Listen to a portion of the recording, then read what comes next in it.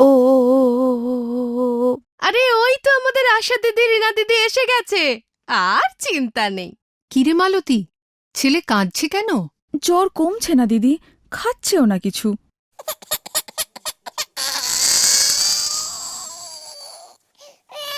এই রাবেয়া, এই নোংরা ঝুমঝুমিটা বাচ্চাটাকে দিস না, পরিষ্কার করতে হবে। তা অনিতার বাবা কেমন আছেন? কাল রাতে মারা গেছে। শেষ দুদিন খুব কষ্ট পাচ্ছিল। ঘরে কোনো ছেলেও নেই ওদের, কে হাসপাতালে নিয়ে যাবে? মানে তোরা আছিস কি করতে? আমরা মেয়েরা, আমরা কি? মেয়ে ছেলে এসব আবার কি? তোদের তো উচিত নিজেদের একত্রিত হওয়া। সঙ্গবদ্ধ হয়ে কাজ করলে নিজেদের সমস্যা নিজেরাই সামলে নিতে পারবি। অন্তত অনিতার বাবার মতো অবস্থা হবে না। সেটা কি আমরা পারবো দিদি? কেন পারবি না? তার জন্য তো আমাদের ব্যবস্থা আছে। তোরা মাছ তৈরি কর। মাস? সেটা আবার কি দিদি? মহিলা আরোগ্য সমিতি, ইংরাজিতে ছোট করে মাস। মাস হল একই এলাকার ১০-১২ জন মেয়ে মিলে একটা করে সমিতি হয়। কখনো কখনো সংখ্যাটা বাড়তে বা কমতে পারে। নিজেদের এলাকা বা ঝুঁকিপূর্ণ এলাকার প্রয়োজনে ৫০ থেকে ১০০টা পর্যন্ত পরিবারের জন্য একটা সমিতি থাকবে। খুব স্মার্ট মেয়ে চাই তো দিদি। এমন কেউ যে নিজের এলাকার ভালোর জন্য কাজ করতে চায়, এলাকার মানুষের বিপদে চট করে একটা ব্যবস্থা নিতে পারে। হ্যাঁ, অনেকেই সমিতি করছে শুনছি, কিন্তু তাতে আমাদের কি লাভ হবে? শোন, সমিতির মাধ্যমে একে অপরের সাথে হাত মিলিয়ে নিজের এলাকার ভালো করা সম্ভব হবে। আর তোদের মাসের যে লিডার হবে, সেই বিপদে পড়লে ঝট করে একটা উপায় বার করতে পারবে। স্বাস্থ্যকর্মী দিদিদের সাথে যোগাযোগ করতে পারবে, আর দরকার হলে ডাক্তার বদ্যি ডাকা এসবও করতে পারবে। দিদি, একটু একটু বুঝিয়ে বলো তো। আচ্ছা, আমি বুঝিয়ে দিচ্ছি। মাস বা মহিলা আরোগ্য সমিতি হল ভারত সরকারের স্বাস্থ্য ও পরিবার কল্যাণ মন্ত্রকের একটা উদ্যোগ। জাতীয় পুরুষস্বাস্থ্য মিশন শুধুমাত্র মেয়েদের নিয়ে ঝুঁকিপূর্ণ এলাকায় একাধিক সংগঠন করতে চাইছে, যাদের কাজ হবে বিভিন্ন এলাকার স্বাস্থ্য নিয়ে সমস্যাগুলি সম্বন্ধে মানুষের মধ্যে সচেতনতা গড়ে তোলা, আর সেইগুলো রুখতে সুঅভ্যাস গড়ে তোলা। নিয়মিত টিকাকরণের হার বাড়ানো, স্বাস্থ্যকর্মী দিদিদের কাজে সব রকম সাহায্য করা। সে তো একবার বললে। কিন্তু কিভাবে সেটা তো বলিনি। কিভাবে দিদি? এই যেমন ধর, বস্তির পোয়াতি মা বাচ্চার জন্য ঘর থেকে কিভাবে যত্ন নিতে হবে বলে দেওয়ার কেউ নেই। মাসের মেয়েদের কাজ হবে সেটা বলে দেওয়া, তাদের সুবিধা অসুবিধা জানা, প্রয়োজনে তা আশা দিদিদের জানানো। আবার কার বাচ্চার কবে কোন টিকা লাগবে সেটা সেই মাকে সময় মতো মনে করিয়ে দেওয়া। এছাড়া গর্ভবতী মায়ের নিয়মিত স্বাস্থ্যকেন্দ্রে গিয়ে চেক আপ করানো, তারা নিয়মিত আইএফএ ও ক্যালসিয়াম খাচ্ছে কিনা সেদিকে লক্ষ্য রাখা। মা বাচ্চার টিকাকরণ, এই সমস্ত গুরুত্বপূর্ণ ব্যাপার কোনোভাবেই যাতে অবহেলা না হয় সেটাও বোঝাতে হবে। হ্যাঁ, প্রসব যেন হাসপাতালে হয় তা তাদের মাথায় ঢুকিয়ে দিতে হবে। সরকারি যোজনা যেমন জননী সুরক্ষা যোজনা, জননী সুরক্ষা কার্যক্রমগুলো সম্পর্কে তাদের জানাতেও হবে। এছাড়া বস্তি এলাকায় সচেতনতা বাড়াবার জন্য বিভিন্ন মিটিং, র্যালি ইত্যাদি করাতে হবে।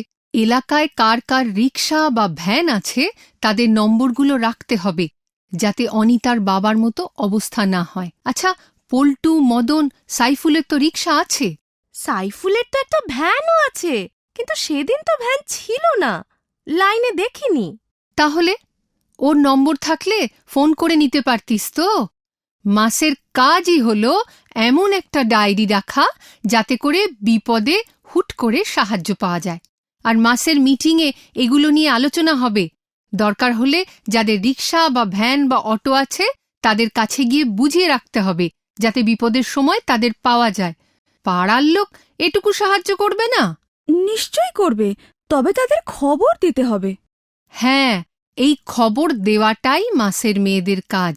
শুধু এটাই নয়, কোভিড, ডেঙ্গু, জন্ডিস, আন্ত্রিক, ম্যালেরিয়া, ইনফ্লুয়েঞ্জা এইসব রোগ কোনো এক জায়গায় হলে খুব তাড়াতাড়ি ছড়িয়ে পড়ে।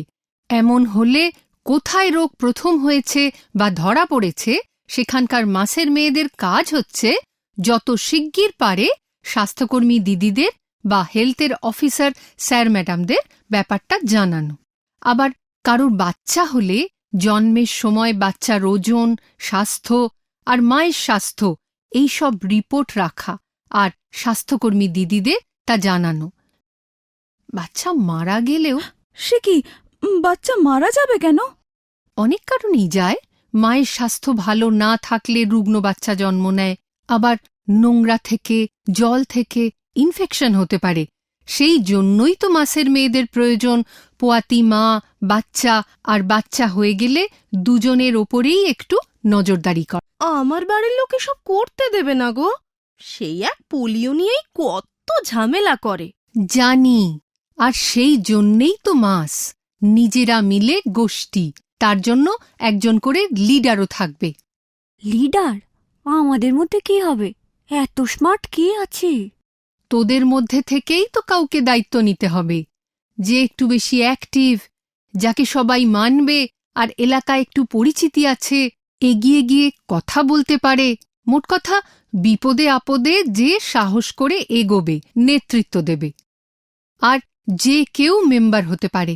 গর্ভবতী মহিলা, দুধের বাচ্চার মা, যে মার 3 বছরের মধ্যে বাচ্চা আছে, বা যে কোনো উৎসাহী মহিলা। তোদের এলাকার সেলফ হেল্প গ্রুপ থাকলে তারাও মাস হিসেবে কাজ করতে পারে। শুধু তাদের স্বাস্থ্য সম্পর্কে ট্রেনিং করাতে হবে। আর আমরা তো আছি তোদের যে কোনো সমস্যায়। হ্যাঁ শোন, দলের কাউকে একটু হিসেব করতে জানতে হবে। হিসেব দিয়ে কি হবে? বারে, একটা সমিতির জন্য বছরে 5,000 টাকা দেবে সরকার, সেই টাকার হিসাব রাখতে হবে না? হিসেব রাখা খুব গোলমালের ব্যাপার। তা সমিতি করলে সরকার টাকা দেবে? সমিতি চালানোর জন্য টাকা দেবে, মেম্বারদের টাকা দেবে না। মিটিংয়ের জন্য টাকা খরচ করতে পারিস। এই ধর, এলাকা পরিষ্কারের জন্য ব্লিচিং, মশার ওষুধ দেওয়া, হঠাৎ কারো কিছু হলে অটো বা টোটো করে নিয়ে যাওয়া। সমিতি না হয় করব, কিন্তু মিটিং করার জায়গা কোথায়? আমাদের বস্তিতে তো সবার একটা করেই ঘর, সেখানে আবার এতগুলো লোক। অঙ্গনওয়াড়ি সেন্টারে হতে পারে। বস্তিতে অঙ্গনওয়াড়ি সেন্টার না থাকলে তখন কোনো মাস মেম্বারের বাড়িতে হবে, না হলে কাছাকাছি কোনো কমিউনিটি সেন্টার, মন্দিরের চাতাল, মসজিদের দাওয়ায় হতেই পারে, কোনো স্কুল ঘরে বা এনজিওর অফিসেও হতে পারে। যেখানে সব সদস্যদের সুবিধা হবে সেখানেই মিটিং করবি। কিন্তু দিদি, মাসের মিটিং ডাকবে কে? কেন? মাসের লিডাররাই ডাকবে। প্রতি মাসে অন্তত একটা মিটিং ডাকতেই হবে, যেখানে মাসের সব মেম্বারদের আসতে হবে। আর সেখানে একটা রেজিস্টার রাখতে হবে, সবাই এসে সই করবে। কি আলোচনা হলো, সিদ্ধান্ত কি হলো, কোনো কাজ করা প্ল্যান হলে তাও লিখে রাখতে হবে। যা কাজ দলগতভাবে করা হবে তা সব খাতায় লিখে সই করতে হবে। ও ব্যাস ব্যাস ব্যাস, চুপ চুপ চুপ। কিরে, এখনো বসে আছিস? বাচ্চাটাকে ডাক্তার দেখা গিয়ে। ঘরে তোর বাবা নেই, টাকা পয়সা। টাকা পয়সা কি হবে? 127 নম্বর ওয়ার্ডে পুরো স্বাস্থ্য কেন্দ্রে রোজ ডাক্তার বসেন। ফ্রি চিকিৎসা, ওষুধ বিনামূল্যে পাওয়া যায়, রক্ত পরীক্ষা ওরাই করে দেয়। শিগগির যা। আমাদেরও তাহলে একটা সমিতি করলে হয়, কি বলো স্বপ্নাদি? হ্যাঁ, তাতে তো আমাদেরই ভালো।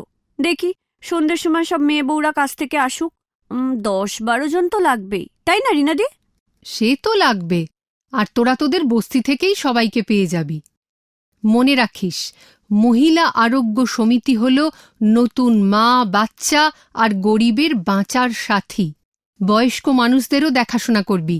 30-এর ওপর যাদের বয়স, তাদের এখন সুগার, প্রেশার চেক করার প্রয়োজন। সেসবও স্বাস্থ্যকেন্দ্রে হয়। কি কি পরিষেবা সরকার দেয় সব ভালো করে জেনে নিবি, তাহলে নিজেদেরও সুবিধা হবে আর এলাকার মানুষদেরও উপকার করতে পারবি। এই মালতী, দাঁড়া। 127 নম্বর ওয়ার্ডের সেন্টার চিনিস? দাঁড়া, তোকে আমি নিয়ে যাচ্ছি। ওখানে গিয়ে সব তোকে আবার বুঝিয়ে দেব, কেমন? আর কদিন পরে দেখবি তুই পাড়ার লোকেদের নিয়ে যাচ্ছিস। মহিলা আরোগ্য সমিতি, আমাদের কাজ, আমাদের পথ।